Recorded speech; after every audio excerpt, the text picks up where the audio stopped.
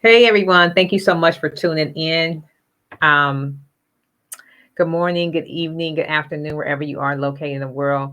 Listen, I wanted to go over today, talk about this story, about this elderly couple. Oh my gosh, what happened to them from a family member, their grandson. Um, it's unbearable, to see someone that in their retirement age. Well, I don't want to spill all the beans. Just listen to the video and we'll come back and we'll discuss this because it's so heartbreaking. It happens a lot. It's just not always in the news. Now, this is the house that we are talking about. The trouble started 2 years ago when the elderly couple needed a personal loan. Their grandson offered to help and in the process convinced them to hand over the deed to this house. That was the beginning of the end. And I don't know where we're going to put these. Verna and Hank Kowecki have to pack everything and move. They're being evicted from their home of 56 years in Thousand Oaks. Anytime you mention my house or my wife,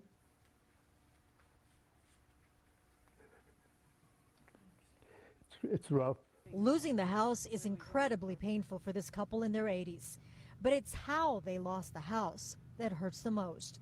They say they were scammed by their own grandson. People in the neighborhood told me all about it, but I still couldn't believe it. Not from him, I couldn't. And I don't know how a person can have a behavior like that. Doug Emerson is one of the neighbors who broke the news to the elderly couple. He noticed that when Hank and Helen were out on Sundays with their grandson, realtors would be showing the house to potential buyers.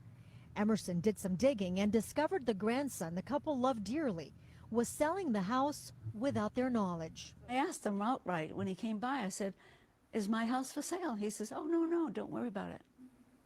But it was for sale. Not only was the house for sale, all the equity was gone. He took out $360,000. Then he took out another loan for $65,000 and took out another loan for $47,400. When the couple confronted the grandson, they say he left and never came back. I just feel lost. To the extent I wanted to commit suicide at one time because it's just too much. Too much. I'm hoping something will happen and we can get it back. But, I don't know how, but you never know. Maybe a man of said will help us out. Now, sadly, what happened to Hank and Helen is quite common. Financial fraud is the #1 type of abuse against the elderly. And in 50 to 70% of the cases, it involves family members, as in this case. Now, Hank and Helen, they're right here. Come on in. Let's talk to you both. Where are you planning to go? We don't have a place to go right now. No place to go. No, we have no place at all. Now, have you heard back from your grandson? No, none at all. We haven't heard nothing. Nothing. Now, I understand you have filed a lawsuit in hopes of having the eviction, a judge ruling that you can stay a little longer here. Wednesday is the last day? Yes, Wednesday is the last day. Yeah. Wednesday is the last day. I am so sorry. I mean, all of us are just devastated for you. How have you addressed this with your grandson? I mean, what? No, I have no contact with him whatsoever, and I don't think he would face us. No. Why would he do this?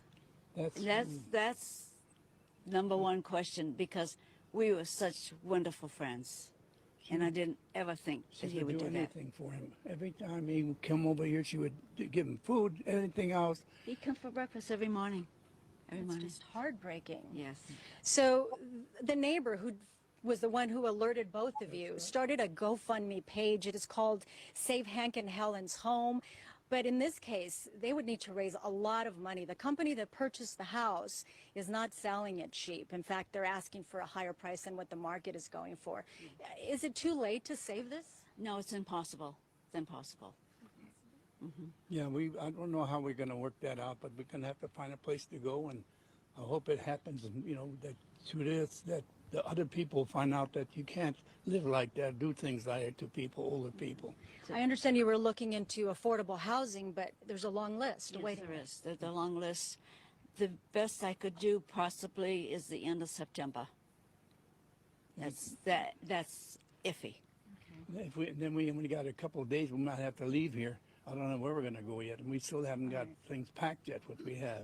All right. Well, we'll be here with you this morning, and it's just a devastating situation for both of them.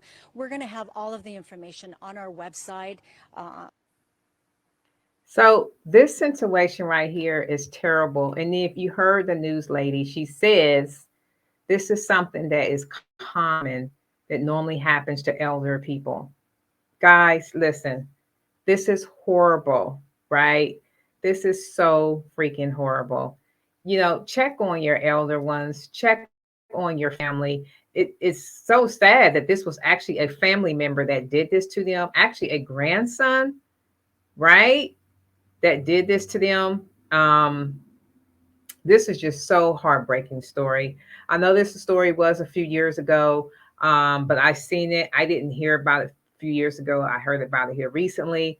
And I just thought about like, wow, if this is something common, this is happening a lot. This is scary. That this is not good. So let's discuss, what would you guys do in this situation if this happened to you? If it happened to one of your loved ones, what would you do in this situation? I am signing off. Thank you so much for tuning in. Until the next time, continue to bet on yourself.